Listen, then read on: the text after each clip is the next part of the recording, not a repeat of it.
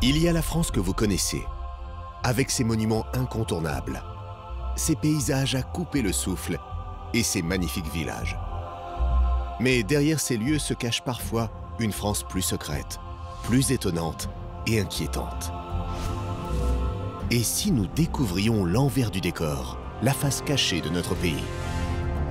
En France, l'histoire des prisons et des prisonniers révèle souvent les motivations, les instincts les plus sordides et les plus bas du genre humain.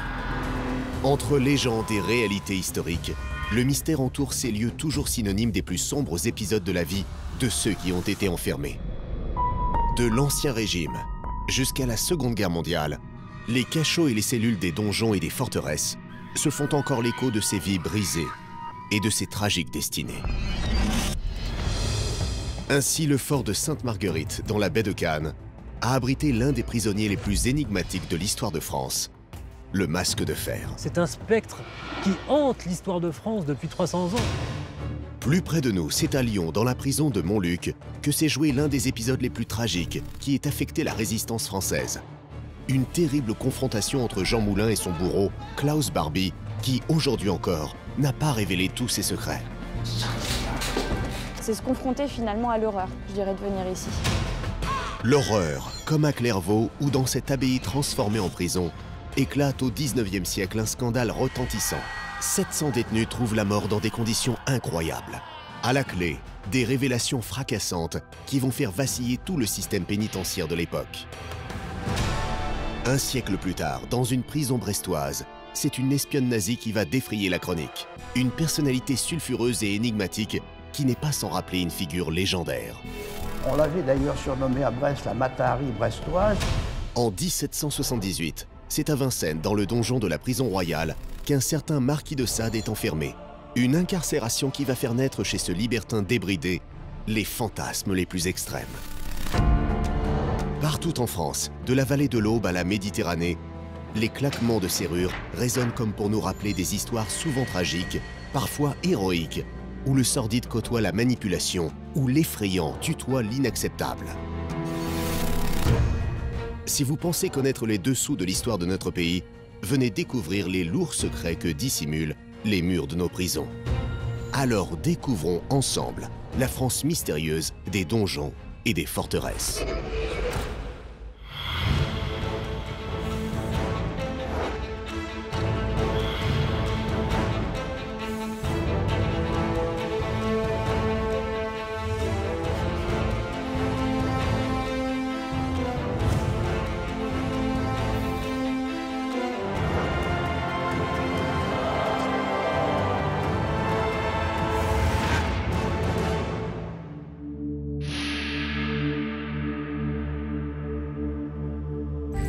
C'est au large de Cannes, entre la baie de Jouan et la Napoule, que se dresse Sainte-Marguerite. Une petite île paisible, baignée par la douceur de la lumière méditerranéenne. Du moins, en apparence. On a vraiment l'impression d'arriver dans un autre monde ici. Un monde qui est habité, qui est marqué par une présence. Si l'île est effectivement habitée depuis 2300 ans, c'est au XVIIe siècle que tout bascule. À cette époque, le fort de garnison accueille un résident très particulier qui va marquer son histoire. Quand on met le pied sur l'île Sainte-Marguerite, on est imprégné immédiatement par la présence du Masque de Fer. Il y a ce spectre comme ça qui hante les lieux. Le fort de Sainte-Marguerite est effectivement le dernier lieu encore existant dans lequel a été enfermé cet étrange prisonnier au visage recouvert par un masque. Cette île restera à jamais attachée au destin tragique de cet homme. 34 ans de prison, un masque de fer, pas juste un masque de velours. Les secrets sont nombreux autour du Masque de Fer, ce prisonnier vraiment pas comme les autres. C'est pour cela qu'il reste vraisemblablement l'un des plus grands mystères de notre histoire. C'est le seul prisonnier vraiment dans l'histoire de France qui pose ce problème d'énigme sur l'identité, sur le motif d'incarcération, sur aussi le fait qu'il portait un masque. Pourquoi était-il masqué ? Une énigme vieille de 3 siècles qui résiste à toutes les investigations et qui laisse donc place à tous les fantasmes. Pour pouvoir résoudre cette énigme-là, il faut pouvoir répondre à ces 3 questions. Qui est-il ? Qu'est-ce qu'il a fait pour être jeté en prison le reste de ses jours ? Et pourquoi juge-t-on bon de le masquer ? On ne peut pas séparer ces questions et c'est pour ça que l'énigme est complexe.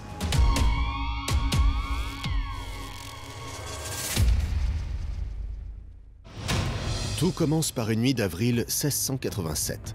Un mystérieux convoi pénètre dans le fort de Sainte-Marguerite, en toute discrétion. La plupart des soldats qui étaient en garnison ici n'ont probablement jamais vu le masque de fer, on ne leur a jamais parlé. À bord d'une chaise à porteur recouverte d'une toile, un homme a voyagé incognito, caché par un masque de fer. On n'a pas son nom, on ne sait pas pourquoi il est là, on ne sait pas pourquoi il sera masqué. Ce personnage énigmatique est un détenu qui, depuis plusieurs années déjà, purgeait sa peine dans la prison royale de Pignerol, dans le Piémont. Et s'il vient de parcourir des centaines de kilomètres, un trajet éprouvant, pour arriver au fort de Sainte-Marguerite, c'est pour une bonne raison. L'arrivée du masque de fer est liée à celle de son geôlier historique, qui est Monsieur de Saint-Marc.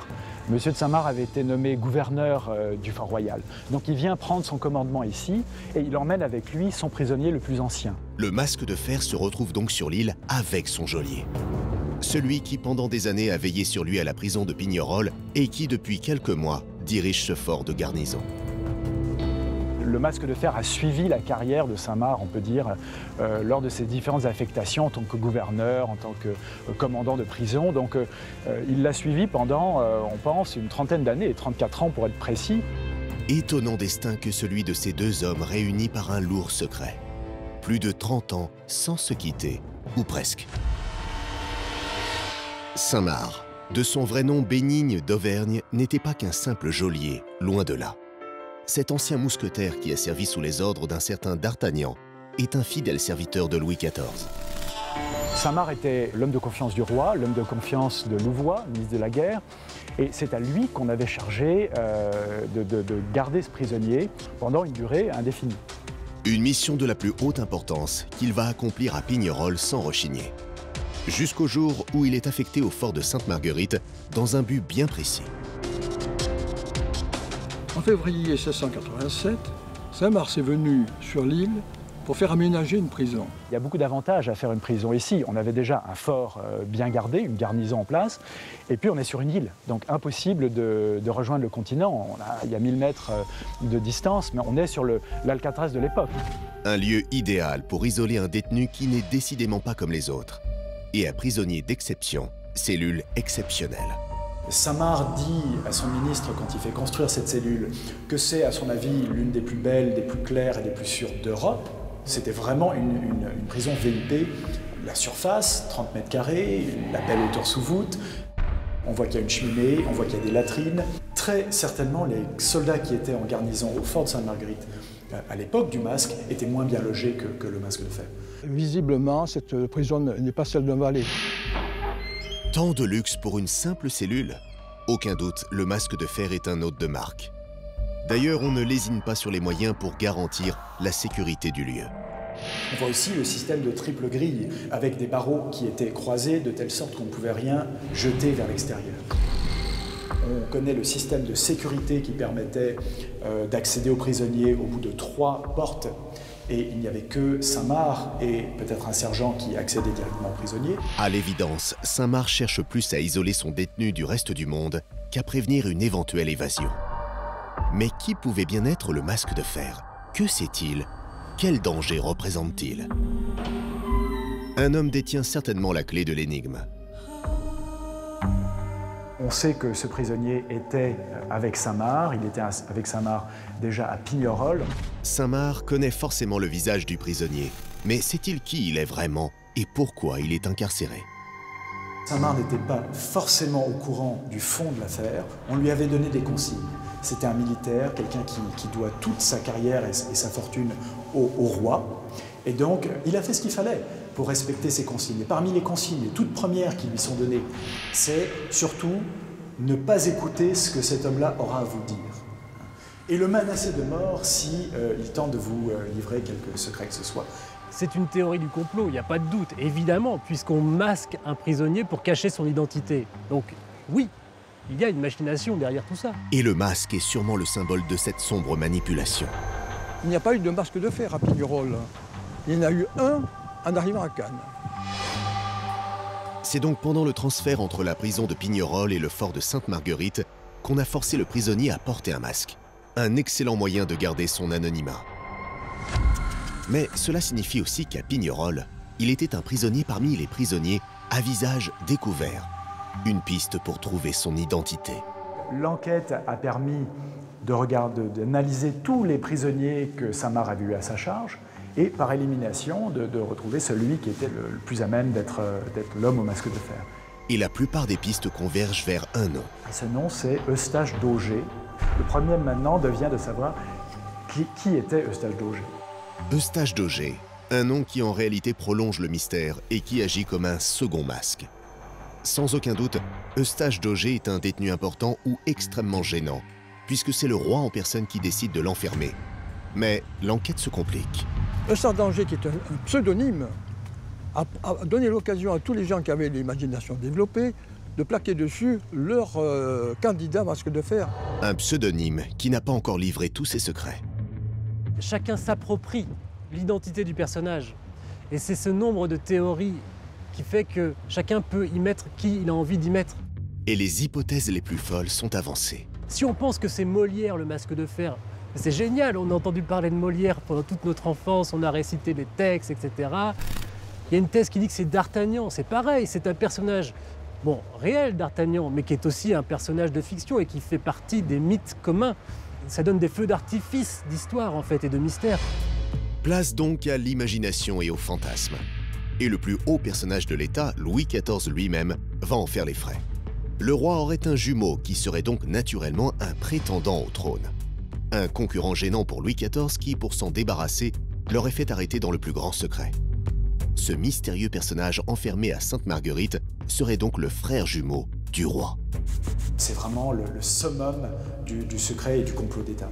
C'est Voltaire, 1751, lorsqu'il publie le siècle de Louis XIV, qui échafaude cette théorie. C'est tout simplement formidable comme histoire. Un homme qui ressemble tellement au roi qu'il est obligé de cacher son propre frère dans une prison pour éviter une crise politique grave. Jumeau du roi, ça c'est resté. Le mystère du masque de fer est une véritable aubaine pour tous ceux qui veulent affaiblir le roi. Alors d'autres hypothèses fleurissent, comme celle qui remet en doute l'identité du père de Louis XIV. Il y avait déjà un doute qui planait, qui était entretenu dans certains pays voisins, ennemis de la France, sur la légitimité de Louis XIV en tant que roi. Louis XIV, l'un des plus prestigieux rois de France, pourrait donc ne pas être un Bourbon. Cette incroyable théorie repose sur un fait troublant. Le roi aurait un sosie, un certain Louis de Cavois. On a la chance de posséder un portrait de lui et, par comparaison, on s'était rendu compte de la ressemblance entre Louis de Cavois et Louis XIV. Il n'en faut pas plus pour en tirer une incroyable conclusion. Le père de Louis de Cavois serait également celui de Louis XIV. D'autant que ce Louis de Cavois a un frère, un certain Eustache d'Auger de Cavois. L'hypothèse Eustache d'Auger de Cavois nous ramène dans toute cette spéculation et fait finalement du père d'Eustache d'Auger de Cavois, mousquetaire, le vrai géniteur de Louis XIV. Eustache d'Auger de Cavois n'est autre que le demi-frère adultérin de Louis XIV. Mais alors pourquoi le roi aurait-il fait enfermer à Sainte-Marguerite Eustache d'Auger et pas Louis de Cavois? On a spéculé sur le fait que peut-être les deux frères connaissaient le secret. L'un, Louis, avait décidé de jouer le jeu et ça lui a rapporté fortune et titre. Et l'autre, pour des raisons, là encore, qui font débat, aurait choisi peut-être de faire chanter le roi. On l'a mis au secret et on a gommé son existence. Eustache est devenu trop gênant, mais on ne tue pas le demi-frère du roi. On préfère le réduire au silence en le faisant disparaître. Une hypothèse incroyable qui repose sur une autre coïncidence troublante. C'est un personnage qui disparaît au même moment où notre Eustache d'Auger fait son apparition en tant que prisonnier. Vrai, faux, personne ne le sait. D'autant que les théories se multiplient et que le mystère s'épaissit. Et l'une des plus étonnantes suppose qu'Eustache d'Auger serait en réalité Eustache d'Angers, le valet du célèbre surintendant Fouquet. Ben, ce que j'ai imaginé, c'est qu'il y avait bien une supercherie et que le nom d'Angers cachait la personnalité de Fouquet. Il s'agirait donc tout simplement d'une usurpation d'identité dont il faut chercher l'origine à Pignerol. Le prisonnier de Sainte-Marguerite ne pouvait être qu'un personnage de grande importance, Nicolas Fouquet. Nicolas Fouquet, arrêté sur ordre du roi pour malversation, pourrait être le masque de fer. Le surintendant a bien été incarcéré et serait mort à Pignerol. C'est du moins ce qu'on pense, car une lettre de Louvois envoyée à Saint-Marc jette le trouble. La volonté du roi est que vous déclariez que les nommés Eustache d'Angers et La Rivière, alors je précise que ce sont les valets de Fouquet à ce moment-là, ont été libérés et vous les mettrez dans une chambre où vous ferez en sorte que personne ne puisse les approcher. Une mise en scène étonnante pour deux valets, deux personnes de peu d'importance. D'autant qu'il y aurait un vrai problème de date. J'ai découvert un document qui établit que le fameux valet Eustache d'Angers est mort à Pignerol au début de l'année 1680. Le 23 mars, Eustache d'Angers serait donc censé être mort depuis plusieurs semaines déjà. Difficile dans ces conditions de le mettre au secret comme le demandait Louvois. L'affaire est apparemment, sur moi, montée par Louvois, qui confectionne quelques preuves de la mort de Fouquet. Ce n'est pas Fouquet qui est mort, mais le valet. Il y a eu substitution. C'est donc Louvois qui aurait volontairement condamné Fouquet au silence en l'envoyant à Sainte-Marguerite affublé de ce mystérieux masque. Une hypothèse parmi tant d'autres qui renforce l'idée d'un complot savamment orchestré. Si on n'arrive pas, après 3 siècles et demi d'efforts, à lever le voile sur ce personnage, c'est sans doute parce qu'à l'époque, on a essayé désespérément et par tous les moyens de cacher le mystère. Donc on a fait ce qu'il fallait. Saint-Marc y a participé, le pouvoir absolu du roi a pesé dans cette histoire-là et a gommé toute trace de ce personnage. À l'évidence, une machination particulièrement bien menée qui gardera son mystère. Un secret trop lourd pour être partagé. L'énigme de cet étonnant prisonnier reste entière et ce masque de fer lui confère une sorte d'immortalité à travers les siècles. Le masque de fer, c'est une figure fantomatique. C'est un spectre qui hante l'histoire de France depuis 300 ans. Et pour cause, comme tous les bons fantômes, c'est un être qui a subi une injustice et qui n'a jamais été vengé. Et Sainte-Marguerite gardera donc à jamais le secret de ce masque de fer entré dans la légende. L'étrange relation entre le masque de fer et son geôlier a duré 35 ans. Mais il ne faut parfois que quelques jours d'une terrible confrontation pour créer le mythe. Au cœur de la cité lyonnaise se dresse une prison massive et effrayante. C'est ici que s'est déroulé l'un des face-à-face les plus importants de la Seconde Guerre mondiale. Nous sommes à Montluc. Quand on arrive ici, on voit simplement une prison et en réalité, il y a pratiquement 90 ans d'histoire qui se sont déroulés ici. Les sensations, de manière générale, sont très importantes ici. Le lieu est empreint d'émotions et d'histoires, chargées d'histoire. Et une histoire qui n'est pas forcément très agréable, puisque c'est une histoire liée à la Seconde Guerre mondiale et à l'arrestation de détenus par la Gestapo. C'est se confronter finalement à l'horreur, je dirais, de venir ici. Détenu à Montluc, c'est bien l'horreur que va vivre et supporter l'une des plus grandes figures historiques de France. Jean Moulin est engagé dans la résistance très tôt. C'est une figure extrêmement importante de l'histoire de la résistance. Mais peut-il se douter de ce qui l'attend? Une funeste rencontre avec un redoutable officier de la Gestapo qui aurait pu modifier l'issue de la Seconde Guerre mondiale. Klaus Barbie était un homme qui ne reculait devant rien pour arriver à ses fins. Barbie a eu un sobriquet à la sortie de la guerre, puisqu'on l'a baptisé le boucher de Lyon. Une réputation qui dépassera largement les murs d'enceinte de cette prison, qui va sceller le destin de ces deux hommes que tout oppose. La mort de Jean Moulin va être intimement liée à Klaus Barbie. Aujourd'hui, dissocier Moulin de Barbie, c'est quasiment impossible. Dans cette prison de triste mémoire, la confrontation entre les deux hommes va durer 11 jours. Un face-à-face dont on ne sait rien, ou presque. Des zones d'ombre qui reflètent bien le mystère et le secret entourant cet épisode de la Seconde Guerre mondiale dans la cité lyonnaise.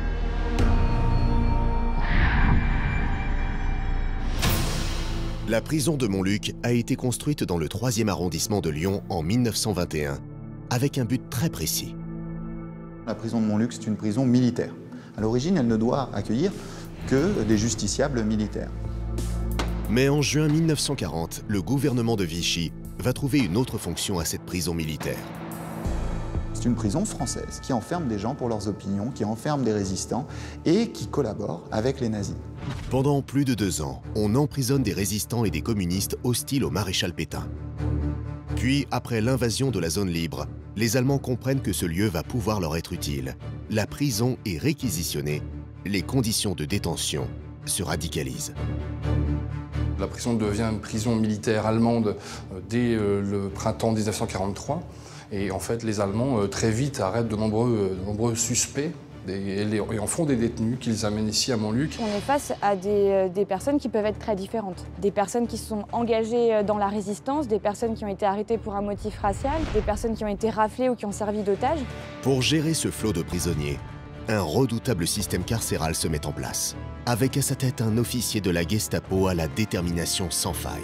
Klaus Barbie est lieutenant de la Gestapo. Il est donc membre de la SS, bien sûr, et il est un des maillons en fait, du système répressif allemand ici en région Rhône-Alpes. Dans son métier, il est extrêmement bon.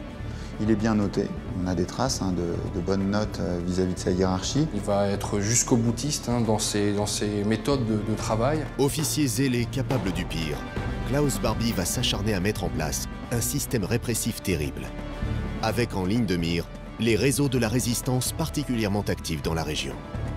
Klaus Barbie, à l'époque, est sur la piste de Jean Moulin, d'un certain Max, qui était son pseudonyme. Et pour atteindre ses objectifs, il va obtenir les pleins pouvoirs.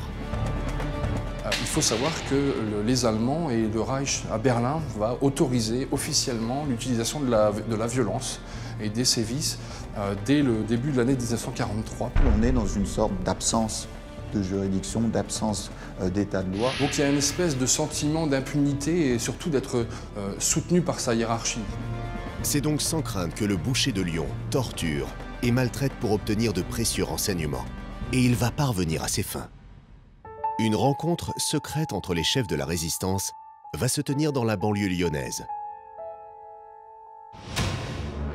Le 21 juin 1943, Klaus Barbie lance une opération d'envergure à Caluire, au cabinet du docteur Dugoujon. Il sait que Max est là. Au moment de son arrestation, Klaus Barbie n'est pas certain de savoir qui est le Max en question. D'autant que le cabinet accueille également des patients ordinaires. À Caluire, lorsque l'arrestation a lieu, on a une différence entre le rez-de-chaussée, qui est la salle d'attente de la maison du docteur Dugoujon, et le premier étage où a lieu la réunion officiellement.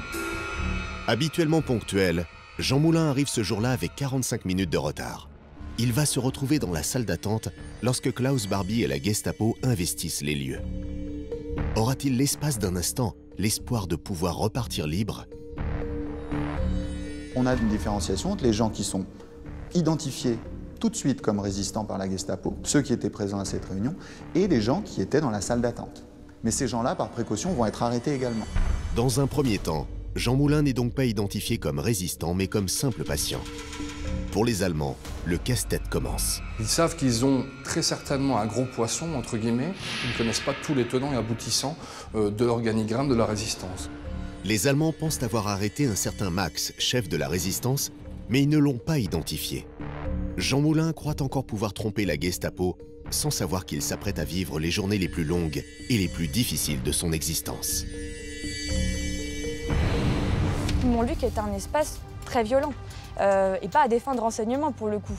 La violence morale qui existe ici, dans la séparation des familles à l'arrivée, dans les humiliations qui peuvent être infligées aussi au quotidien, là aussi on est dans de la torture physique et morale. On peut imaginer la peur et l'effroi que les détenus peuvent ressentir en arrivant ici. Déjà d'être arrêtés par les Allemands, évidemment, quand vous êtes résistant, juif ou otage. Et c'est sans doute la peur au ventre que Jean Moulin entame son séjour dans cette prison unique en son genre. Heureusement, dans un premier temps, la Gestapo se concentre sur les participants à la réunion, pensant que Max en fait partie. Après 2-3 jours d'interrogatoire des résistants identifiés tout de suite, on va réussir à identifier Max, Rex, Régis, selon les pseudonymes qu'il utilisait, comme une des personnes qui étaient dans la salle d'attente. L'étau se resserre. Autour de Jean Moulin, les langues se délient. Un proche, un camarade de combat aurait parlé. Une des personnes de la réunion de Caluire va permettre à Klaus Barbie de l'identifier comme Max. Et à partir de là, il a un statut différent, puisque Klaus Barbie sait que Max, c'est le délégué du général de Gaulle. On peut penser qu'à ce titre, il va subir des interrogatoires plus poussés, plus fréquents, et une torture éventuellement plus violente.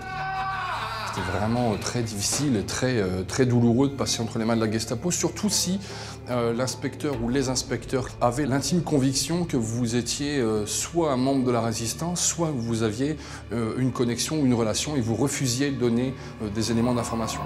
C'est Klaus Barbie en personne qui va s'occuper de ce prestigieux et précieux détenu. Le bourreau est prêt à tout pour que le chef de la résistance parle. Mais des confrontations entre les deux hommes, on ignore tout. Comme si on avait voulu cacher de terribles secrets. C'est une période pendant laquelle la grande majorité des archives ont disparu. Ce qui nous pose le plus de soucis, c'est par exemple de ne pas avoir la liste complète des gens qui ont été internés ici sous l'occupation allemande. On se retrouve avec une absence quasi totale d'archives allemandes. Il s'agirait d'une destruction volontaire, laissant planer le doute sur les atrocités qui faisaient le quotidien de Montluc. Si on ne sait pas précisément comment et combien de temps Klaus Barbie a torturé Jean Moulin, on peut facilement imaginer qu'il a utilisé les méthodes les plus barbares.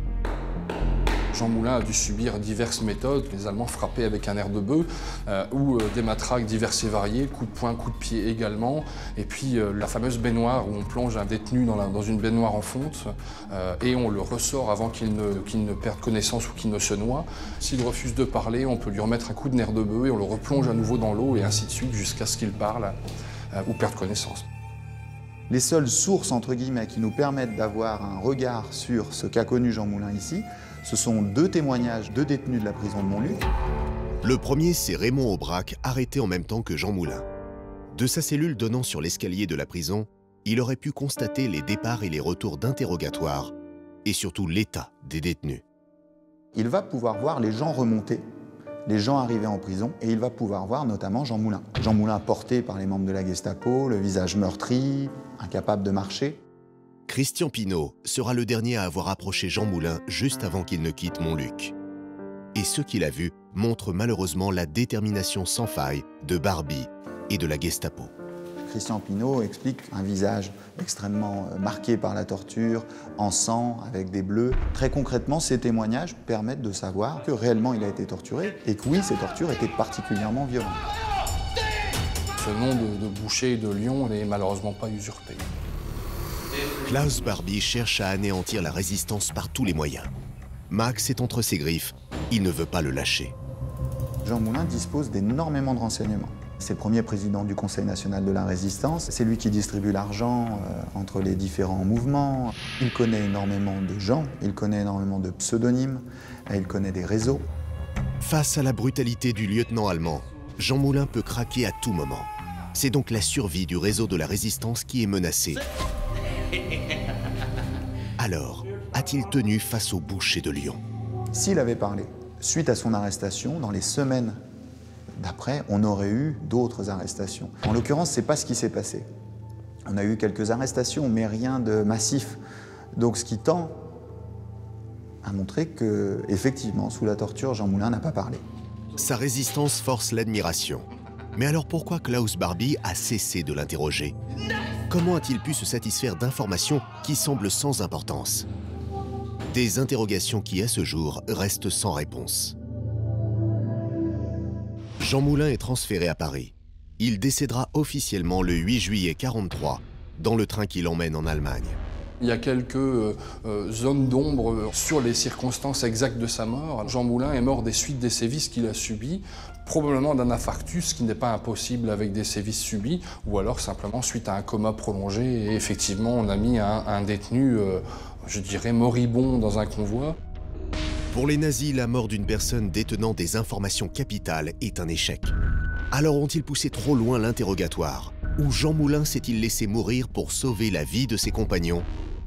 Une chose est sûre, après cette confrontation, deux quasi-inconnus vont passer à la postérité. En 1964, le général de Gaulle décide de faire entrer les cendres de Jean Moulin au Panthéon. On a le discours célèbre d'André Malraux et on rentre dans quelque chose de complètement différent. On va créer une image, une icône de la résistance. Le fait que Jean Moulin n'ait pas parlé, c'est sûr que ça a joué un rôle très important dans le fait qu'il ait été choisi pour devenir cette figure de la résistance en France. En 1983, Klaus Barbie est extradé en France pour être jugé. S'il est devenu cette personne emblématique en France, c'est parce qu'il a été jugé. Et ce jugement, qui a lieu à Lyon en 87, est très important puisque c'est la première fois dans l'histoire de la justice française que l'on juge quelqu'un pour crime contre l'humanité.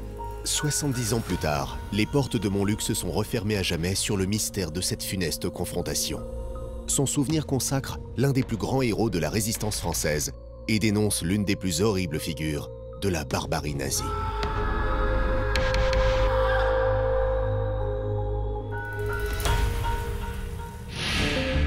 Partout en France, les lieux d'incarcération gardent jalousement leurs secrets. À Vincennes, les murs du donjon du château résonnent encore des cris et des colères du sulfureux marquis de Sade. Tandis qu'à Brest, c'est une femme fatale qui va attendre derrière les barreaux de la prison de Pontagnoux d'être jugée pour espionnage. Scandale, mystère et persécution, poursuivons ensemble cet étonnant voyage dans l'enfer des prisons de France, dans les donjons et forteresses. Au cœur de la rade de Marseille, à la pointe des archipels du Frioul, se dresse un petit îlot aride à la réputation sulfureuse. On a l'impression d'être au bout du monde, on est totalement dépaysé. Ce lieu, il m'inspire de la terreur, il m'inspire de la tristesse, et il m'inspire de l'isolement. If ne peut laisser personne indifférent, car la forteresse construite sur cet éperon rocheux il y a 5 siècles est un lieu mythique qui effraie autant qu'il fascine. Il y a quelque chose d'assez inexplicable dans ce lieu. Peut-être ça vient même de l'île même où a été construit le château d'If, qui a toujours été une île un petit peu empreinte de mystère depuis la nuit des temps. Pendant des années, le spectre de la prison d'If a fait trembler des générations de détenus. Ici, c'était l'enfer. Des conditions épouvantables qui, trop souvent, étaient fatales. Beaucoup de prisonniers sont morts à l'île d'If et jetés à la mer. Aujourd'hui encore, on peut imaginer sans peine les cris et les plaintes des pensionnaires de cette prison d'un autre temps. Mais ce qui nous fascine bien plus, c'est l'incroyable histoire du plus légendaire des prisonniers, un certain comte de Monte Cristo.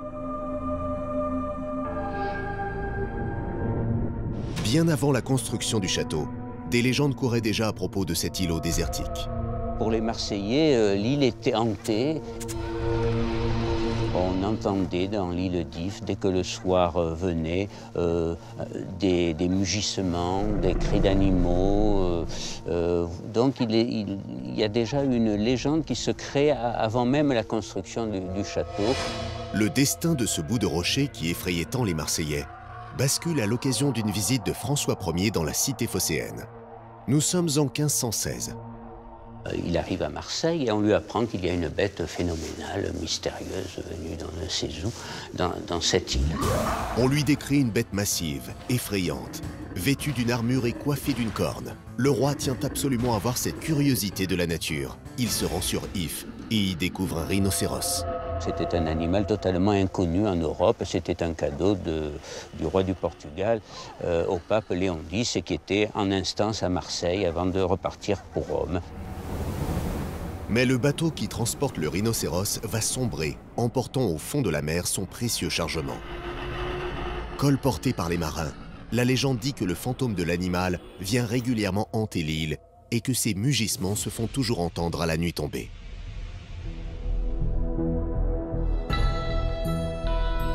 Nullement impressionné, François Ier décide de faire de cet îlot une position stratégique avancée. Le roi ordonne d'y construire une fortification pour protéger Marseille des attaques des pirates de la Méditerranée comme Barberousse. Ce fort de garnison va se transformer très rapidement en une prison sinistre et sordide.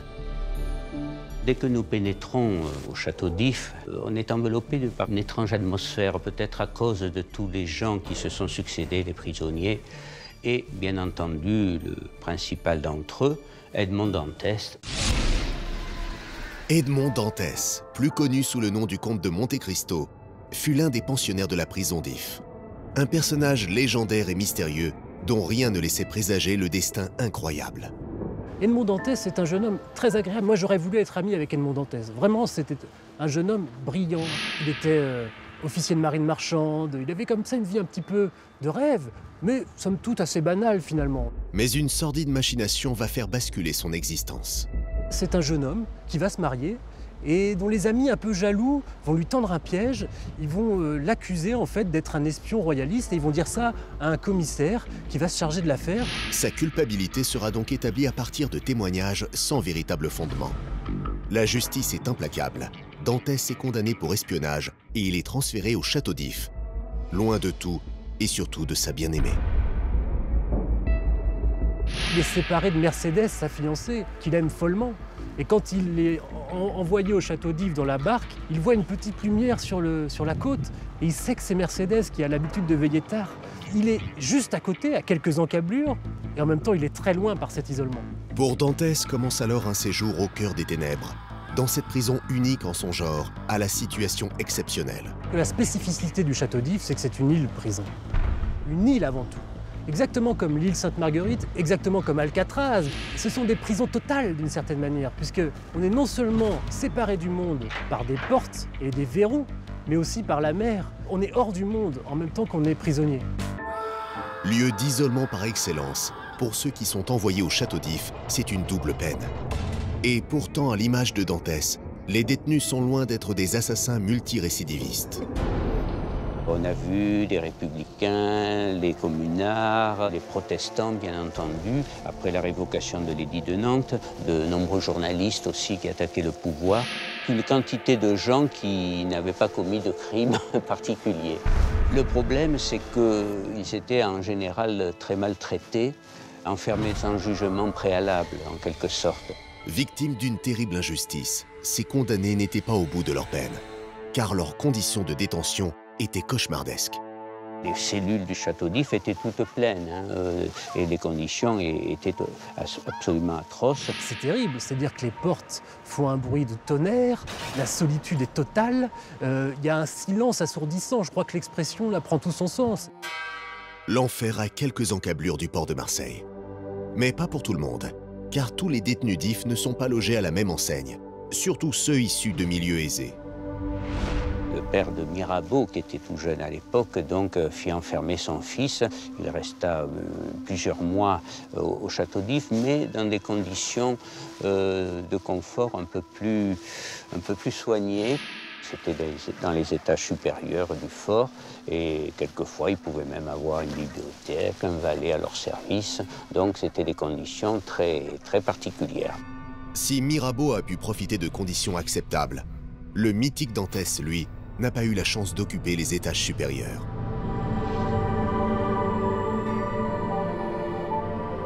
Dantès, de son côté, a été enfermé dans un cachot des plus affreux, dans la pourriture, avec pour seul compagnon les rats, les araignées, et dans des conditions où il avait un morceau de pain qui lui faisait la semaine. Et ça contraste avec ce soleil de Marseille, de la Méditerranée, avec cette beauté des lieux, quoi. Et cette immensité de la mer qui contraste avec cet isolement total d'une cellule de quelques mètres carrés. Et c'est bien cet enfer que Dantès va devoir supporter, muré dans son silence et ruminant sa vengeance. C'est des années comme ça, de silence, jusqu'à ce qu'il rencontre l'abbé Farias, son voisin de cellule, où il va accéder par un tunnel à la cellule de l'abbé Faria, et en fait il va rencontrer la connaissance, il va rencontrer l'éducation. Lui a appris la philosophie, une certaine sagesse, etc. Ça va faire de lui ce qu'il deviendra, c'est-à-dire le comte de Monte Cristo. Il se dit aussi que l'abbé Faria aurait confié à Dantès un plan qui mène à un trésor. Pour Dantès, c'est un déclic. Il voit là l'occasion de faire fortune et d'assouvir sa soif de vengeance.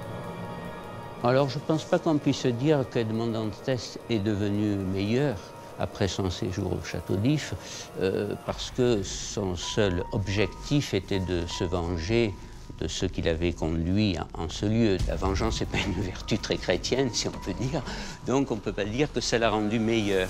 Mais pour atteindre son objectif, Dantès doit avant tout survivre dans cet enfer carcéral, véritable lieu de non-droit. Au château d'If, il n'y avait pas de loi, en quelque sorte. C'était un gouverneur qui s'occupait donc de la gestion et des prisonniers. Il agissait un petit peu en maître absolu. Un gouverneur tyrannique qui pouvait faire tout ce qu'il voulait sur cet îlot à l'abri des regards. Il avait le droit de vie ou de mort sur les pensionnaires du château d'If et il était facile de faire disparaître les corps. Beaucoup de prisonniers sont morts à l'île d'If et on aurait dit, mais j'en ai pas la preuve, la certitude que certains prisonniers en fin de vie ou morts étaient mis dans un sac et jetés à la mer. On ressent les âmes, on ressent les spectres des détenus finalement. Il faut imaginer la souffrance de ces vieilles prisons. C'est là que Dantès va avoir une idée incroyable pour s'évader de cet enfer carcéral. C'est un jeune homme qui est enfermé, qui descend plus bas que terre, qui meurt même, parce qu'il prend la place de l'abbé Faria, souvenez-vous, dans son linceul, il est jeté à l'eau par les gardiens, et c'est en sortant de l'eau comme ça qu'il renaît en fait. C'est une résurrection. Quand il sort, il est transformé, il devient un surhomme. La prison d'If aurait-elle métamorphosé cet homme? Cette mystérieuse transformation suscite aujourd'hui encore fantasmes et interrogations autour de ce python rocheux. Le château d'If, c'est pas seulement une prison banale, c'est une matrice qui va former en fait Monte Cristo. Et c'est bien là tout le génie d'Alexandre Dumas, d'avoir fait de cet îlot désertique et pour le moins inhospitalier, un lieu de résurrection entre fiction et réalité.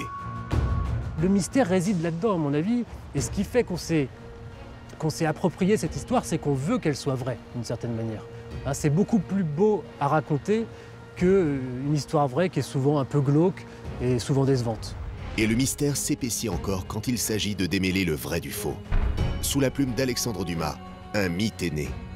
Il prend ses racines ici, à If, et va faire le tour du monde. Les gens se sont appropriés l'histoire d'Edmond Dantès au point qu'ils se sont persuadés que ce n'était pas un roman, mais une histoire véridique. C'est un mythe, mais qui s'inspire, comme souvent chez Dumas, de la réalité.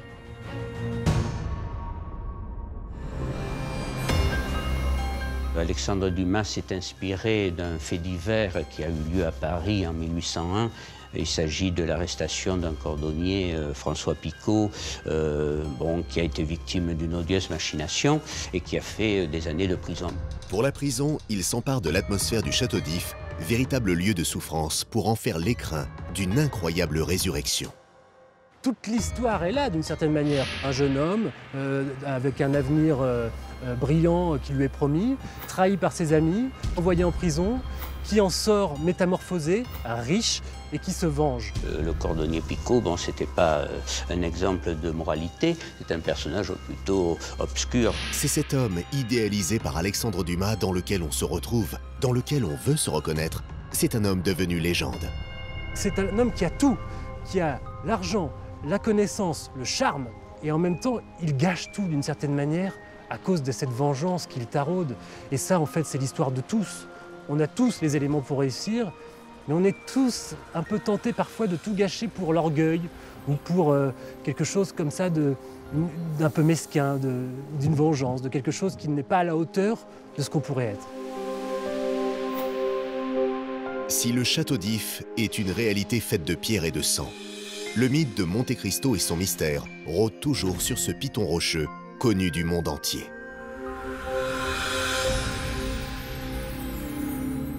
Alexandre Dumas, libre, s'est inspiré de la prison pour évoquer la renaissance d'un homme. Ailleurs, d'autres romanciers ont vécu l'enfermement pour ériger une œuvre qui révèle la part la plus sombre de l'être humain.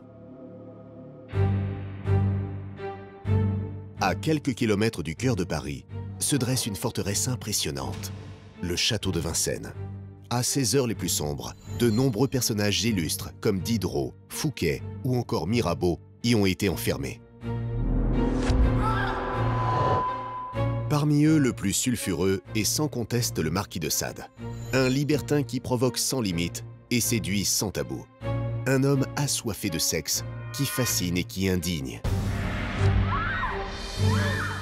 Plusieurs fois condamné pour ses pires excès, Donatien Alphonse François de Sade a passé la moitié de sa vie en prison, dont 13 longues années à Vincennes. Il est rentré là à la fleur de l'âge, puisqu'il a 38 ans.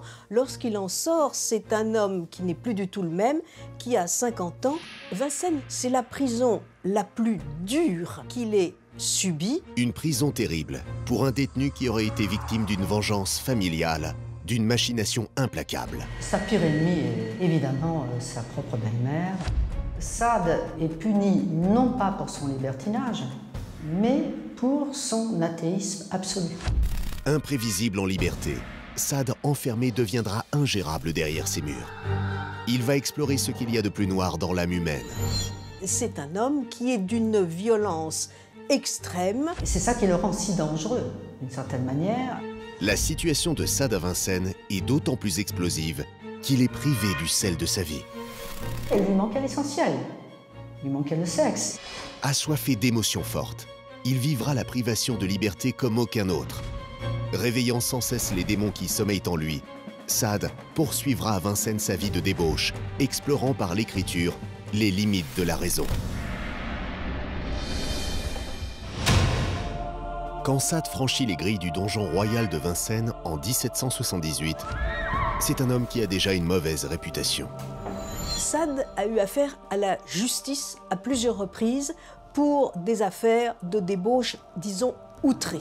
Il est sans doute au-delà de tout ce que pratiquaient les libertins de l'époque. C'était très répandu, le libertinage du XVIIIe siècle, hein, surtout chez les aristocrates. Saad avait violé, bien sûr, des femmes.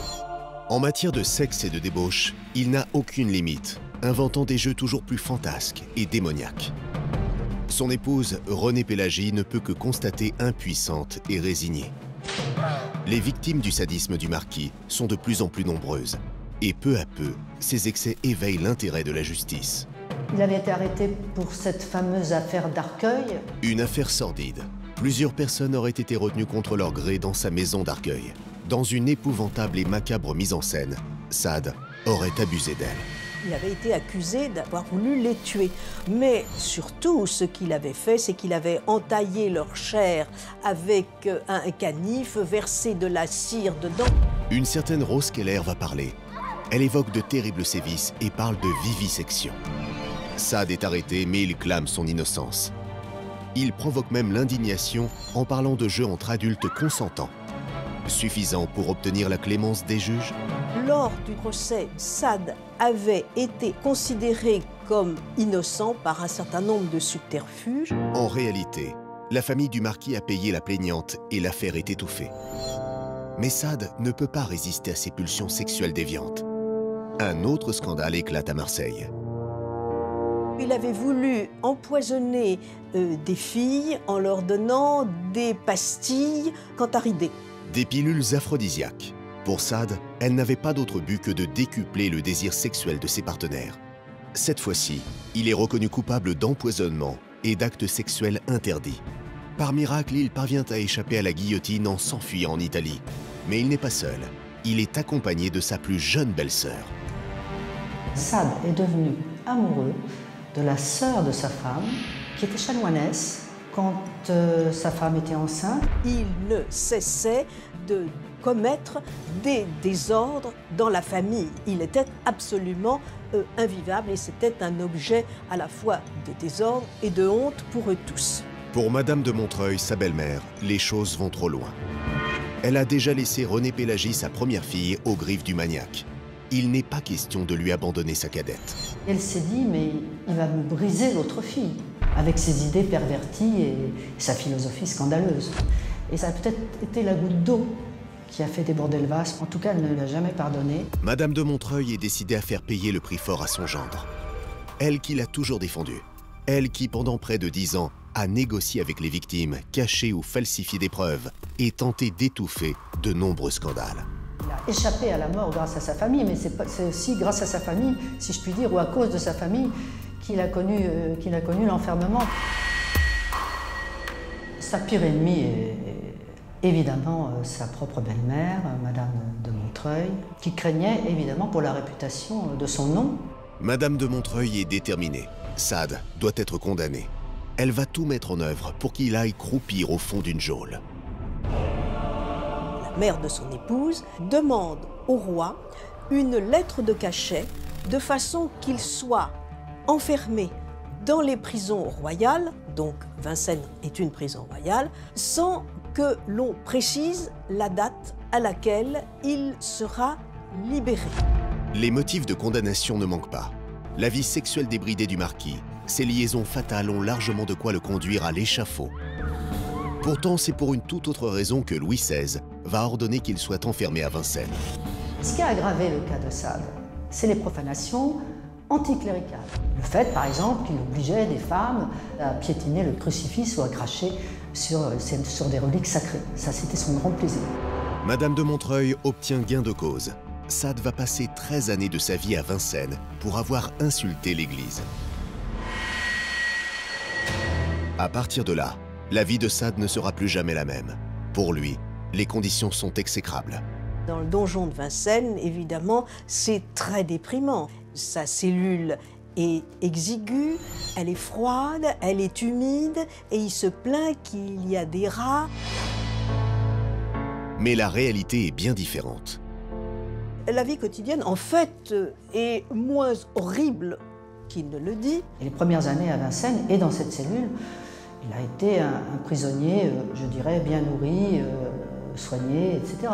Lorsqu'on avait les moyens et lorsqu'on était dans ces prisons-là, eh bien, on pouvait se faire livrer ce que l'on voulait. À cette époque, Sade est riche. Il va donc s'offrir un relatif confort. Mais ce n'est pas suffisant. Un autre mal le ronge. Il lui manquait l'essentiel. Il lui manquait le sexe. Et sa femme le savait si bien qu'elle lui apportait, y compris, des objets pour se livrer à une forme de libertinage solitaire sur lequel je n'insisterai pas. Une pratique solitaire qui atteint vite ses limites. Sade a besoin de davantage de raffinement et d'imagination. Pour lui, les pratiques sexuelles doivent toujours l'emmener plus loin.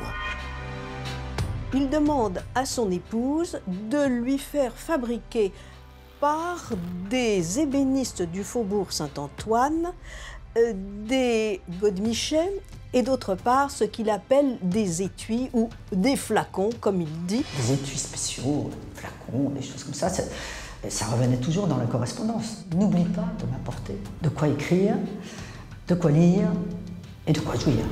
Et son épouse, son souffre-douleur, celle qui le soutient quelle que soit la situation, n'a d'autre solution que de s'exécuter.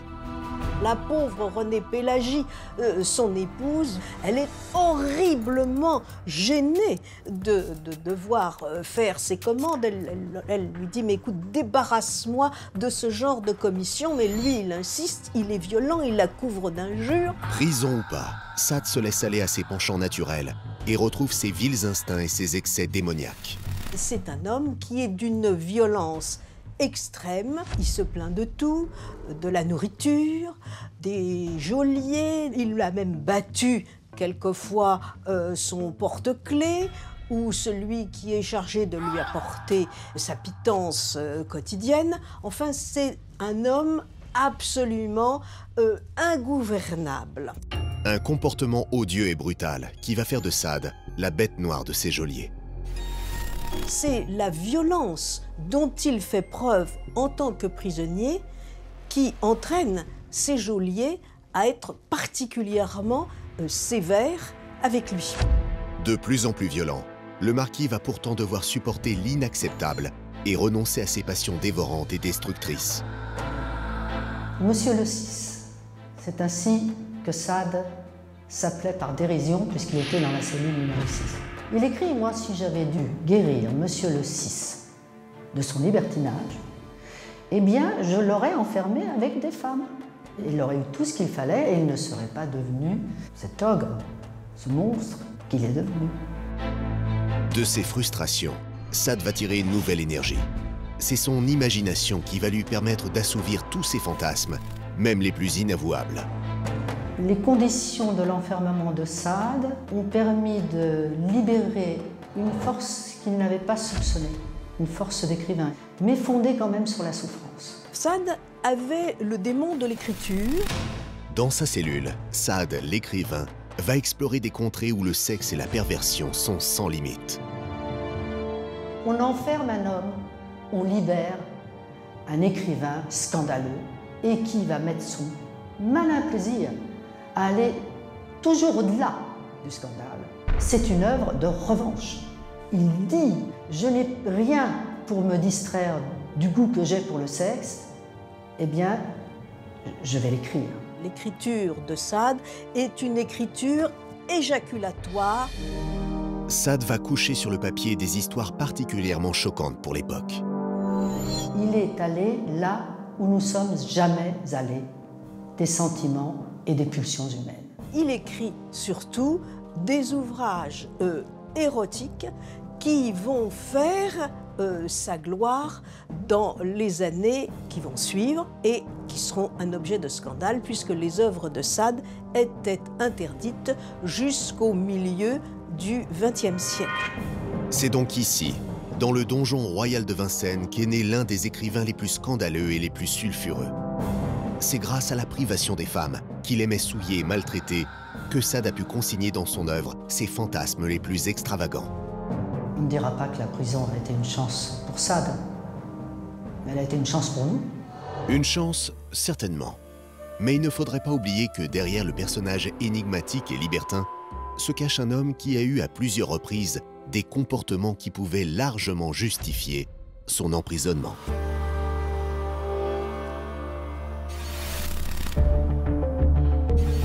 Au fil des époques, l'emprisonnement se révèle toujours une terrible épreuve aux conséquences dévastatrices. Au XVIIIe siècle, un chevalier au parcours ambigu va être assigné à résidence et contraint par le roi lui-même de s'habiller en femme. À Brest, l'arrivée d'une espionne allemande à la prison de Pontagnoux en 1935 fascine la presse locale. Mais ce qu'elle a réellement découvert et transmis à l'Allemagne nazie reste un mystère. Alors continuons de parcourir ensemble les histoires incroyables des donjons et forteresses de France. À proximité de Troyes, au beau milieu de la forêt d'Orient, se dressent les bâtiments d'une ancienne abbaye du XIIe siècle. Un mur de plus de 3 km de long semble s'élever comme un infranchissable rempart, évitant ainsi de laisser s'échapper d'inavouables secrets. Nous sommes à la prison de Clairvaux. C'est un lieu où on n'est jamais indemne. Il porte en lui-même une force considérable. Violence, humiliation, réprimande et privations sévères sont à partir du XIXe siècle le quotidien de tous ceux qui vivent derrière les grilles de cette sombre bâtisse. Il y a comme quelque chose qui suinte des murs de Clairvaux, la souffrance de toutes ces personnes qui ont été enfermées là. Dans les années 1840, Clairvaux a été une zone de non-droit, un mouroir. Dans le plus grand secret, des centaines de détenus vont trouver la mort dans des circonstances étranges et suspectes. Un scandale éclate, on parle de 700 morts en 30 mois seulement. Sans doute y a-t-il eu à Clairvaux pendant très longtemps la volonté de cacher ce qui se passait à l'intérieur des murs.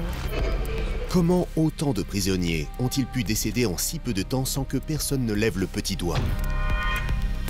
Les morts mystérieuses de Clairvaux sont en réalité dues à l'échec d'un système insensé qui a permis à des entreprises de s'enrichir aux dépens des détenus.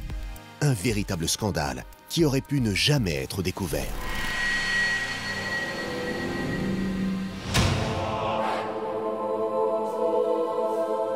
À l'origine, l'abbaye de Clairvaux est un lieu de recueillement qui accueille des moines cisterciens pendant 7 siècles.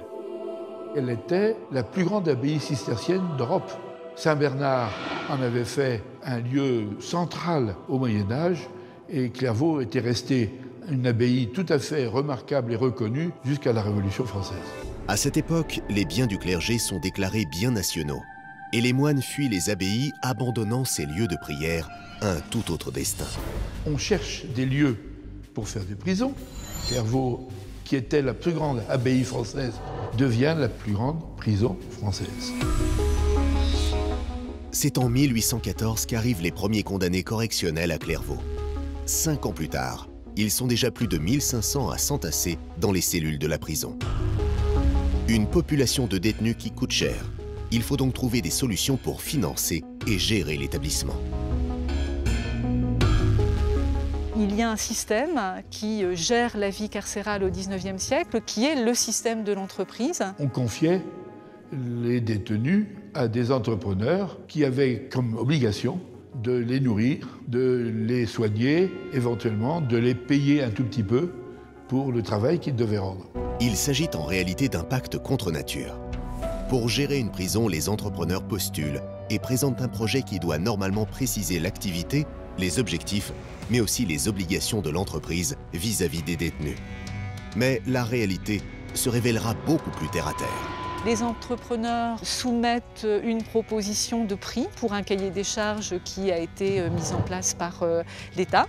Et c'est celui qui propose le prix le plus bas qui remporte le marché. À Clairvaux, l'attribution du marché reste des plus opaques. et c'est une entreprise de textile qui est choisie. Une fois dans la place, les actionnaires, avec l'aide de la direction de la centrale, vont rapidement mettre les détenus au travail. Les détenus fabriquaient eux-mêmes le droguet, qui est le tissu de coton ou de laine qui était porté par les détenus. Une sombre ironie qui en dit long sur les intentions malsaines des entrepreneurs. Leur objectif était de faire de l'argent à tout prix, sans état d'âme. Et bien vite, sous leur impulsion, la prison de Clairvaux va devenir le lieu de tous les excès, en toute discrétion.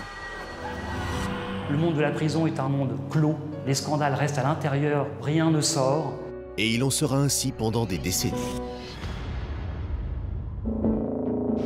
Il faut attendre 1847 pour que l'on découvre enfin l'envers du décor. Une incroyable et effroyable réalité. À l'époque, Clairvaux avait près de 3000 détenus. Il mourait chaque année environ 100 ou 150 détenus. Cette fois-là, 700 morts en 30 mois, c'est déjà plus possible. Des chiffres qui échappent à tout entendement. Morts dans l'indifférence générale, la plupart d'entre eux étaient des victimes toutes désignées, des sans-grades, qui n'avaient rien de criminel endurci. On pouvait être condamné à une peine de prison très lourde pour des faits qui aujourd'hui n'entraîneraient qu'une simple réprimande. On pense notamment à ces enfants dont le plus jeune quand même avait 5 ans à Clairvaux, simplement emprisonnés pendant parfois 5, 8 ou 10 ans parce qu'ils étaient simplement abandonnés par leurs parents, vagabonds et obligés de mendier. Alors comment 700 de ces pauvres miséreux ont-ils pu trouver la mort? Ces atrocités vont révéler les failles d'un système pénitentiaire confié à des entreprises privées. La prison manufacture pendant tout le 19e siècle a été un système d'exploitation de la main-d'œuvre. S'ils embauchaient ces hommes, ces femmes et ces enfants, c'était pour en tirer le maximum d'argent possible.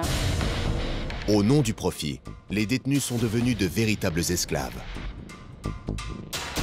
On a dit que les enfants étaient quasiment nus pendant les heures de travail, qu'il y avait des détenus qui étaient malades et qu'on forçait à travailler. Des conditions de travail inhumaines. Et ce n'est pas tout. Car pour l'entreprise de textile, il n'y a pas de petites économies. On ne mangeait que 2 fois par jour, essentiellement du bouillon, quelques légumes. Au niveau du couchage, les bâtiments qui sont très humides, la distribution de légumes complètement pourris, de viande qui était prélevée sur des bêtes malades, qui arrivaient de nuit pour pas que les détenus sachent qu'elles étaient malades en réalité. Et ce pain qui avait été blanchi avec de la chaux pour lui donner l'apparence d'un pain blanc. Nourriture avariée, conditions de travail éreintantes sont autant de raisons qui peuvent expliquer les morts suspectes. Le tout avec la bénédiction de l'administration pénitentiaire. Les entrepreneurs agissaient en toute quasi-liberté. C'est ça qui est le problème fondamental. Le directeur et ses adjoints, qui, semble-t-il, ont bénéficié de largesse de la part de cette entreprise privée, ont sinon fermé les yeux ou alors carrément collaboré dans le sens de cette exploitation des prisonniers. Pire encore, à Clairvaux, c'est en famille que l'on complote crapuleusement. Compte tenu du fait que l'un des entrepreneurs était le frère d'un des dirigeants de l'administration pénitentiaire, est-ce que le cahier des charges n'était pas déjà une première entorse à la norme, prévoyant une nourriture trop faible et des soins pas assez bien organisés? Et dans l'exploitation même de la prison, les entrepreneurs sont passés curieusement au travers des mailles de l'administration. Les inspecteurs qui sont chargés de visiter les prisons viennent 1 fois par an environ. Et quand vous avez une entreprise générale qui est de mèche plus ou moins avec l'administration, vous pouvez facilement montrer ce que l'inspecteur a envie de voir, à savoir les choses qui marchent bien dans le service et cacher tout ce qui ne fonctionne pas. L'omerta la plus totale s'installe donc à Clairvaux. Et c'est un quasi-système mafieux qui se développe derrière le mur d'enceinte. Sûrs de leur force et de leur pouvoir, les entrepreneurs s'imaginent qu'ils ne seront jamais inquiétés. Pourtant, une personne décide finalement de briser le silence. On suppose qu'il s'agirait en réalité d'un commis aux écritures qui aurait envoyé des lettres anonymes. Ces lettres, qui révèlent les agissements des entrepreneurs véreux, sont adressées à un journaliste local.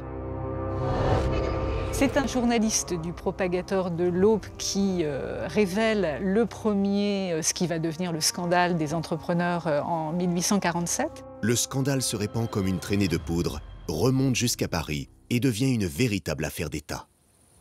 L'opposition républicaine s'est emparée de ce fait divers, si on peut dire, pour pouvoir attaquer directement le ministre de l'Intérieur Duchâtel en lui demandant des comptes. Sous la pression des parlementaires, le ministre finira par ordonner une enquête judiciaire. Est-ce à cause des liens familiaux qui unissent l'actionnaire Hardy à un membre de la direction pénitentiaire? Il semble en tout cas que l'on ne mette pas tous les moyens pour découvrir ce qui se passe réellement à Clairvaux. Un inspecteur général des prisons arrive à Clairvaux, il ne fait qu'incriminer le directeur et essaye de sauvegarder l'entreprise générale. Le procès a eu lieu à Bar-sur-Aube, alors qu'il est évident qu'il fallait faire le procès à Paris. Celui-ci aurait fait l'objet d'une publicité considérable. En fait, les juges ont donné des peines de principe aux entrepreneurs. Le principal accusé n'a écopé que de 4 mois de prison. 2 des associés 3 mois seulement, et le dernier n'était condamné qu'à une amende. Les vrais responsables de ces morts en série ne seront pas punis à la hauteur de leurs crimes. C'est donc un procès en demi-teinte qui enterre l'affaire. Et si le scandale éclate, il ne reste pas moins que de nombreuses interrogations subsistent sur Clairvaux. C'est la conspiration du silence. On peut se poser un grand nombre de questions à partir du moment où ce journaliste a révélé les faits. Pourquoi est-ce que ça a pu durer aussi longtemps, puisqu'on sait que ces 700 morts s'échelonnent sur 30 mois? Comment se fait-il qu'il n'y ait pas eu d'intervention à l'intérieur? Il y avait des aumôniers, il y avait des religieuses qui s'occupaient des femmes. Qu'est-ce qui fait que ces gens-là n'ont pas donné l'alerte? Alors, on s'explique un petit peu mieux le silence, évidemment, du directeur ou du médecin dont on suppose qu'il touchait des pots de vin. De nombreuses questions qui resteront souvent sans réponse, renforçant ainsi le mystère de cette prison de triste mémoire. Les réponses étant sûrement trop dérangeantes, on peut même se demander si l'on a réellement cherché à les obtenir. Dans tous les cas, cette affaire marque la fin d'une bien sombre époque dans le monde carcéral. Après cette affaire, l'État reprend un petit peu ses billes, pour parler familièrement, et sa responsabilité aussi. Le système de l'entreprise disparaît définitivement de Clairvaux. C'est-à-dire qu'ensuite, on va avoir un système qu'on appelle la régie, qui ne fait plus du tout intervenir ces entrepreneurs privés qu'on pouvait soupçonner de vouloir avant tout s'enrichir sur le dos des détenus. Mais ce nouveau régime pénitentiaire ne changera rien pour autant. L'omerta est toujours de mise. L'arrivée des fameuses cages à poules quelques années plus tard va perpétuer les mauvais traitements infligés aux détenus. Un peu comme si, dans ce lieu hors du temps, hors du monde, il ne pouvait en être autrement. Pour les plus démunis, la prison s'apparente souvent à l'enfer. Mais pour ceux qui ont eu la chance d'être bien nés, elle peut aussi devenir un véritable purgatoire. Nous sommes à Tonnerre, dans le sud de Lyon. C'est dans cette demeure familiale que l'un des personnages les plus énigmatiques de l'histoire de France va être forcé à l'exil. Poursuivi pour avoir mené une double vie particulièrement sulfureuse, le chevalier d'Éon va devoir supporter la disgrâce royale. Le roi lui ordonne une femme, il est une femme. C'est le sexe imposé. Il va devenir un personnage public, prisonnier de cette réputation. En forçant Éon à s'habiller et à se comporter en femme, Louis XV le jette plus bas que terre. Il devient un travesti grotesque, ignoble. Jamais il n'a plus eu l'air d'un homme que quand il a été femme. À la fois espion, séducteur et manipulateur, le chevalier d'Éon dérange. Héros malgré lui de l'une des destinées les plus mystérieuses du XVIIIe siècle, il a fini par être pris à son propre jeu. C'est ici en Bourgogne qu'il deviendra le premier assigné à résidence de l'histoire de notre pays.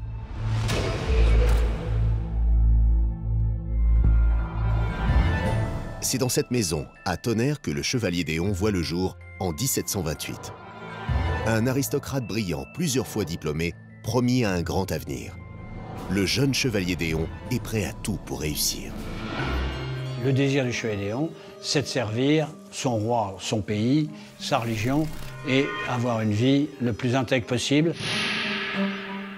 Et c'est d'une bien curieuse manière qu'il va être repéré par Louis XV en personne. Il n'a que 25 ans quand le chevalier participe à un bal organisé à Versailles par la comtesse de Rochefort. Pour l'occasion, il est travesti en femme. Louis XV tombe sous le charme de cette jeune femme de 25 ans qu'il trouve très agréable. Tellement agréable qu'il lui faut quelques instants pour reconnaître le jeune homme qu'il côtoie pourtant depuis 5 ans. Le roi est conquis. À partir de là, sa carrière démarre. Éon entre alors au secret du roi, le service de renseignement français de l'époque. Après une première opération en Russie auréolée de succès, il est envoyé à Londres comme secrétaire auprès de l'ambassadeur, le duc de Nivernais. Une mission de la plus haute importance confiée par le roi en personne. Étant membre de ce qu'on appelle le secret du roi, Louis XV lui demande de procéder à un relevé des côtes britanniques dans l'idée de faire un débarquement dans une guerre de revanche contre l'Angleterre. L'espion nourrit en réalité bien d'autres espoirs. Un jour, l'ambassadeur tombe malade. Le chevalier d'Éon voit là une belle opportunité de carrière. D'Éon est aux anges. Il est persuadé qu'il va le devenir ambassadeur et peut-être un jour ministre des Affaires étrangères. Mais la joie d'Éon est de courte durée. Un nouvel ambassadeur est nommé. Il s'agit du comte de Guerchy, un personnage qui ne plaît pas du tout au chevalier. Son ambassadeur, il le considère comme un fiefé imbécile. Il sait qu'il va avoir, lui, à faire tout son travail et que c'est l'ambassadeur qui en tirera toutes les conséquences heureuses. Et on ne compte pas en rester là, quitte à commettre l'irréparable. Et là, je dirais vulgairement qu'il pète les plombs. Il commence à publier des papiers secrets, évidemment, qu'il n'avait pas à divulguer. Sur un coup de tête, l'espion a trahi son roi et son pays. Furieux, Louis XV lui ordonne alors de rentrer immédiatement en France, mais Éon refuse d'obéir. Pour lui, la situation devient critique. Alors que l'Angleterre le menace d'extradition, il va adopter une stratégie complètement déconcertante. Il risque la prison s'il revient et germe dans son esprit une idée assez curieuse. Il fait courir le bruit qu'il est du sexe féminin. Parce qu'il n'y a pas de femme qui est servie dans le secret du roi, il se dit que s'il revient en femme, on ne pourra pas le condamner comme on aurait condamné un homme. Cette idée étonnante va pourtant lui sauver la mise, dans un premier temps du moins. Car il est loin d'imaginer qu'en se faisant passer pour une femme, il va sceller son destin à jamais. Isolé, loin de sa ville natale et de sa famille, Éon va devoir faire face à toutes sortes de rumeurs plus ou moins flatteuses, et ses missions secrètes sont évidemment source de tous les fantasmes. Habillé en fille, il fera des aquarelles représentant les forteresses, ce qui attirera les officiers qui viendront lui faire la cour. Il obtiendra les faiblesses de la forteresse, les points faibles, l'orientation des canons, le nombre d'hommes, le nombre de canons. Éon, femme séductrice prête à tout pour obtenir des informations confidentielles, visiblement les rumeurs commencent à prendre le pas sur la réalité. On a brodé par la suite beaucoup de légendes. Des légendes qui vont contribuer à faire du chevalier un véritable phénomène qui fascine et qui intrigue. Au-delà du personnage fantasque, personne ne semble plus savoir qui il est vraiment. À Londres, cela cause un certain émoi et les Anglais sont gens qui aiment bien parier. Et c'est le succès énorme de ces paris entre les gens qui défendent le fait que c'est un homme et les gens qui défendent le fait que c'est une femme. Homme ou femme, les paris sont lancés. Et c'est probablement le début de la descente aux enfers pour ce chevalier un peu trop exubérant. Les montants des enchères s'envolent, à tel point qu'un notable londonien demande l'ouverture d'un procès pour forcer Éon à dévoiler son sexe véritable. Il est déclaré femme par ce tribunal anglais, alors qu'on n'a absolument aucune preuve, simplement on a fait venir des témoins tout à fait de troisième main et qui sont complices de celui qui voulait récupérer de l'argent. À l'issue du procès, le chevalier n'aspire qu'à une chose, retourner près des siens à Tonnerre pour retrouver une vie plus paisible. Mais cela va s'avérer plus compliqué que prévu. En France, Louis XVI vient de succéder à Louis XV et il est marié à l'énigmatique et très comploteuse Marie-Antoinette. Marie-Antoinette est une femme qui met dans la femme beaucoup d'espoir. Pour elle, c'est éblouissant que le chevalier Déon puisse être une femme. Et malheureusement, ça va coûter très cher au chevalier Déon. Très cher, car Marie-Antoinette va suggérer à Louis XVI de faire revenir le chevalier, mais à une condition expresse et non négociable. Louis XVI exige, puisque c'est une femme, qu'il rentre habillé en femme. Déon est pris à son propre piège parce qu'en France, il va devoir vivre comme une femme habillée en femme. Il considère ça comme un viol. Quand Éon revient à Versailles, il est obligé de se grimer tous les jours. Marie-Antoinette se prend au jeu. Elle l'aide à s'habiller en femme et lui apprend les bonnes manières. Jusqu'au jour où Éon va de nouveau provoquer le pouvoir royal. Le chevalier Déon accepte l'invitation d'aller rendre hommage à Louis XVI habillé en femme, mais comme c'est un provocateur, il ne se rase pas. Comme c'est un provocateur, sous sa robe, il garde ses bottes et ses éperons, et il va les faire teinter sur les sols de Versailles. Tous les personnages célèbres qu'il rencontre sont absolument médusés. Il est très, très malheureux d'être vu comme un animal de foire. Avec cette mascarade, Éon a tenu à montrer qu'il ne supporte plus cette situation. Son seul souhait est de retrouver son apparence d'autrefois et sa vie d'homme. Mais le roi ne veut rien savoir. Il décide même de punir ce personnage désobéissant et ordonne son exil dans sa ville natale, à Tonnerre. Il accepte les conditions du roi, il vient s'installer à Tonnerre habillé en femme, il est reçu par les Tonnerrois comme la vedette internationale et il est très content de cet accueil, mais il n'accepte toujours pas d'être une femme. Cette obligation d'être une femme est sans doute sa véritable peine, plus que son assignation à résidence. Pourtant, ici, sur ces terres, personne n'a le moindre doute. On est bien persuadé que c'est un homme et jamais les gens de Tonnerre ne le prendront pour une femme. Les Tonnerrois qui l'ont vu pisser contre les murs savent très bien que c'est un homme et qu'en réalité, il s'agit d'une histoire politique qui les dépasse. Ce qui est très amusant, c'est par exemple la loge, parce qu'il est franc-maçon, la loge de Tonnerre lui écrit à Mademoiselle Déon et très cher frère. Malgré les soutiens locaux, Éon perd peu à peu son identité. Tonnerre est une véritable prison à ciel ouvert. Il rend visite, il reçoit. Mais au fond, il est privé d'une liberté essentielle, celle d'être lui-même. Il s'offre alors une dernière tentative pour être réhabilité. Lorsque la guerre d'Amérique éclate, Déon veut mettre son épée au service de Louis XVI. Et évidemment, on lui refuse puisque c'est une femme. Nouveau camouflet, la sanction royale est sans appel et on ne s'en remettra jamais. Petit à petit, Déon se laisse enfermer dans ce personnage féminin. Il sera condamné à une espèce de prison qui lui déplaît. Il est pris d'une véritable schizophrénie. Il ne peut plus expliquer ce changement d'identité sexuelle et ça a été certainement le drame de sa vie. Il a dit une chose exacte, « Ma vie n'a ni queue ni tête ». Éon va rester ici à Tonnerre pendant 5 ans.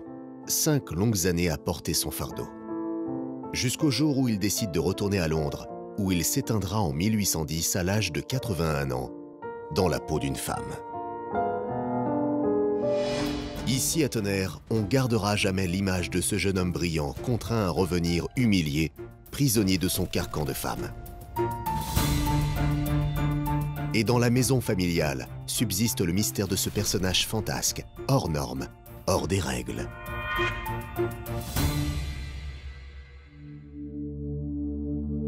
Plus près de nous, c'est au XXe siècle qu'une vraie femme fera parler d'elle. Cap à l'ouest, au cœur de Brest, à l'embouchure de la rivière Penfeld, 4 murs délimitent un bâtiment austère situé aux abords de l'Arsenal. La prison de Pontagnoux, aujourd'hui désertée, nous rappelle les heures sombres de ce quartier populaire de recouvrance. C'est une prison militaire, maritime, qui a été construite entre 1805 et 1810. Elle était réputée comme une prison exemplaire dans son confort, puisqu'elles avaient des fenêtres alors que la prison ancienne était complètement close dans des souterrains. En 1935, dans la période troublée d'avant-guerre, l'édifice va connaître un épisode bien singulier sur fond d'espionnage international. Au cœur de cette affaire, une prisonnière qui détonne avec cet univers carcéral essentiellement militaire et masculin. Lydia Oswald était une femme plutôt un petit peu une femme du monde, une femme élégante, discrète, mystérieuse aussi évidemment. Compte tenu de la population de cette prison, elle était sans doute un petit peu au-dessus du lot. Lydia Oswald, une jeune femme séduisante au passé sulfureux qui n'aurait pas hésité à user de ses charmes à des fins d'espionnage. Elle cristallise effectivement un certain nombre d'inquiétudes vis-à-vis effectivement de cette Allemagne nazie dans les années 30. On l'avait d'ailleurs surnommée à Brest la Matahari brestoise. L'espion, par définition, intrigue, puisque effectivement il y a une part de secret, une grande part de secret, de mystère, mais encore plus les femmes espionnes. Une femme troublante et intrigante. Avec Lydia Oswald, tous les éléments sont réunis pour faire de son histoire une grande affaire d'espionnage. Mais la vérité est plus complexe et mystérieuse. 1935, une jeune femme incroyablement belle est incarcérée dans la prison de Pontagnaud. Elle s'appelle Lydia Oswald, elle est d'origine suisse, elle a 29 ans. Elle a été condamnée à 9 mois de prison, elle est rentrée le 2 mars en prison, elle est sortie le 2 décembre. C'est une femme extrêmement séduisante, présentant bien, qui s'exprime bien, qui parlait très bien le français, même si elle avait un petit accent qui ne faisait d'ailleurs que accentuer son côté séduisant. Elle, en gros, cumule tous les avantages d'une bonne espionne. À Pontagnaud, tout le monde remarque la ravissante espionne. Élégante, distinguée, mais aussi fragile et sans doute terrorisée. Si Lydia Oswald est enfermée, c'est qu'elle doit être jugée par le Conseil maritime de guerre de Brest dans quelques mois. Ce qui est intéressant dans ce procès de Lydia Oswald, c'est que durant tout le temps de l'instruction, les rumeurs les plus folles, justement, vont courir à son sujet. À l'époque, le procès fait couler beaucoup d'encre. Pourtant, il se tient à huis clos pour cause de sûreté nationale. Mais ce n'est pas un problème pour les journalistes qui déversent leur flot d'hypothèses et de supputations en tout genre. Les journalistes nous dépeignent une Lydia Oswald qui est à la fois forte et en même temps une femme fragile ou une femme qui pense à son apparence davantage qu'à son activité. Et on pense comme ça à quelques femmes qui ont été espionnes et on a plutôt attribué leur réussite à leur beauté et à leur séduction. On est dans l'imaginaire social. Ce qu'on sait de Lydia Oswald, c'est ce qu'elle a bien voulu dévoiler à ceux qui l'ont arrêtée, puis jugée. Et le moins qu'on puisse dire, c'est que la belle espionne suscite bien des fantasmes. Qu'il s'agisse des policiers, des gendarmes, des juges, ce sont des hommes qui écrivent sur Lydia Oswald, et donc on a le regard d'homme sur une femme. Donc forcément un regard, un prisme déformant, qui nous donne une vision, des représentations davantage qu'une réalité. Personnalité trouble et énigmatique, on sait bien peu de choses sur les années qui ont précédé son séjour à Pontagnaud. Mais pour comprendre ce qui l'a amené devant les juges brestois, il faut essayer de retracer son parcours. Tout commence à Genève. Elle avait un petit peu sans entrée à la SDN. Elle s'était même fiancée avec un fonctionnaire de cette Société des Nations. On retrouve la trace de Lydia Oswald en 1934. Elle vient en France une première fois et à ce moment-là, elle propose ses services au 2e bureau français qui correspond au service d'espionnage. La démarche intrigue les autorités et va commencer à éveiller les soupçons. On peut penser qu'elle voulait pénétrer le monde de l'espionnage français en tant qu'espionne allemande. On la refuse et à ce moment-là, elle va être pistée par le contre-espionnage français. Après cet échec, elle part pour les États-Unis puis l'Angleterre, peut-être pour se faire oublier.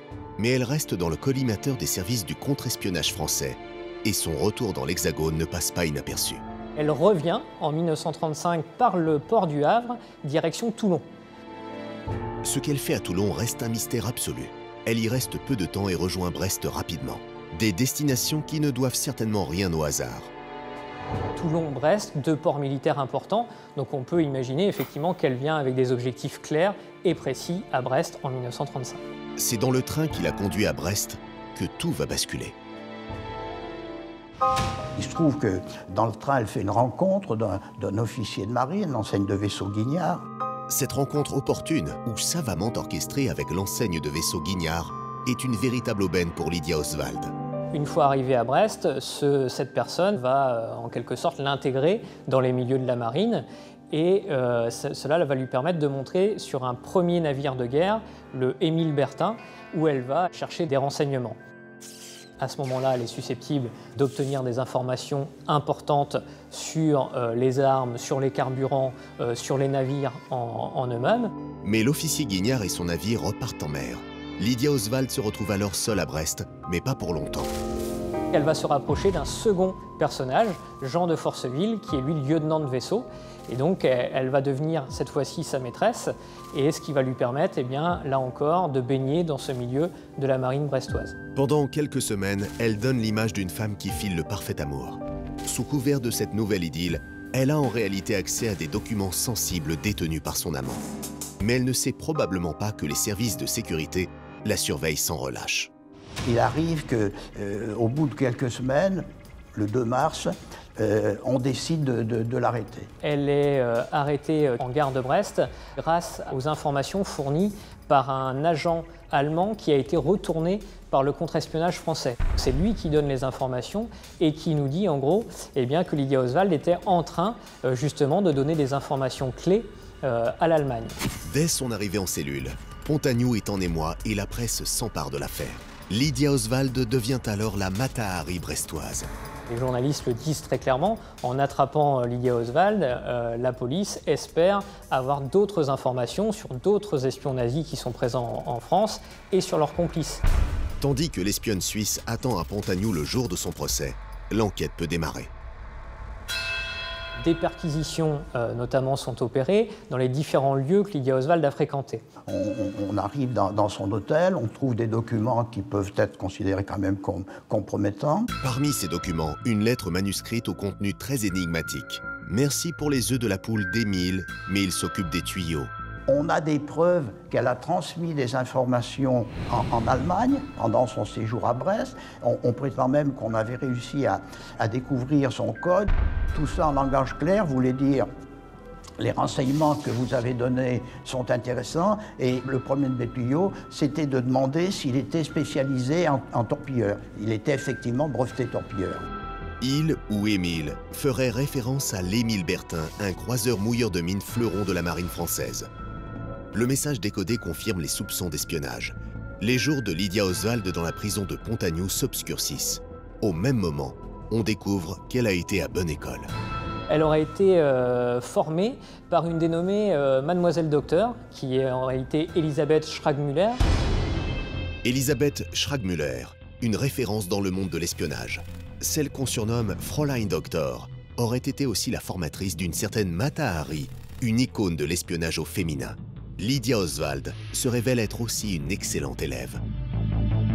Elle apprend à manier les encres sympathiques, les codes, on l'entraîne au maniement, ou plutôt à la reconnaissance des armes, pour effectivement qu'elle puisse exercer son métier d'espionne dans les meilleures conditions et être le plus efficace possible. Au tribunal comme dans les couloirs de la prison, la culpabilité de Lydia Oswald ne semble plus faire aucun doute. Les preuves et les indices s'accumulent. Et la découverte d'opium dans l'appartement de son amant, le lieutenant de vaisseau Jean de Forceville, n'arrange rien. À ce moment-là, les théories qui sont développées sont que Lydia Oswald aurait drogué Jean de Forceville pour obtenir des informations. Le 10 septembre 1935, Lydia Oswald est conduite de la prison de Pontagnoux devant le Conseil de guerre maritime de Brest. Son procès débute dans un climat pesant. Le commissaire du gouvernement va demander à ce que les débats se tiennent à huis clos, donc ce qui montre également que des sujets sensibles, des sujets importants peuvent être évoqués au cours de ce procès. Rien ne filtre ou presque des débats. La frustration de la presse est à son comble et dans l'enceinte de la prison, Lydia Oswald est mise à l'isolement. Puis, lorsque tombe enfin le verdict, c'est la surprise générale. On a posé 6 questions aux membres du conseil qui étaient là, c'était des militaires, c'est tous des officiers de marine. Dans ces 6 questions, une seule a appelé une réponse positive à l'unanimité, c'est celle de la tentative d'espionnage. Mais à la question « est-elle coupable d'espionnage ?» Ils répondent à l'unanimité. 7 sur 7, ils répondent non. Alors Lydia Oswald, effectivement, n'est pas condamnée pour espionnage, mais pour tentative d'espionnage. Pourquoi tentative d'espionnage? Parce qu'on n'a pas la preuve formelle qu'elle ait envoyé des informations en Allemagne. Un jugement particulièrement indulgent. Surtout que les deux officiers de la marine, Jean de Forceville et Guignard, qui comparaissaient à ses côtés, n'ont pas eu la même chance. Moi, je m'étonne de la clémence de ce verdict, parce qu'elle a 9 mois de prison. Les deux officiers sont acquittés sur le plan judiciaire. Dans la marine, sur le plan disciplinaire, ils sont très sévèrement sanctionnés. Ce sera la fin de leur carrière militaire. Quels sont donc les véritables dessous de cet étonnant verdict? Les informations et les renseignements qu'a réellement fourni et donné Lydia Oswald à l'Allemagne nazie demeurent un mystère. Elle a aussi protesté très fort sur son innocence. Maintenant, sur le plan, j'allais dire strictement militaire peut-être, y a-t-il eu des compromis À Pontagnoux, personne ne comprend. Le mystère qui entoure Lydia Oswald s'épaissit. Évidemment, on imagine qu'elle aurait pu échanger des renseignements ou des noms pour alléger sa peine. Ça fait partie des secrets, ça rajoute un petit peu au mystère de cette affaire. La Mata-Hari brestoise va rester encore plusieurs mois dans la prison de Pontagnoux, qu'elle finira par quitter, amaigrie mais toujours élégante, le 2 décembre 1935. Les mesures sont prises pour que cela se déroule en toute discrétion. Après une brève apparition en Turquie, on perdra définitivement sa trace. Ça fait bâtir un personnage qui devient un personnage de légende, finalement. Séductrice ambitieuse ou bouc émissaire, le personnage énigmatique de Lydia Oswald a marqué à jamais la prison de Pontagnoux par sa présence envoûtante.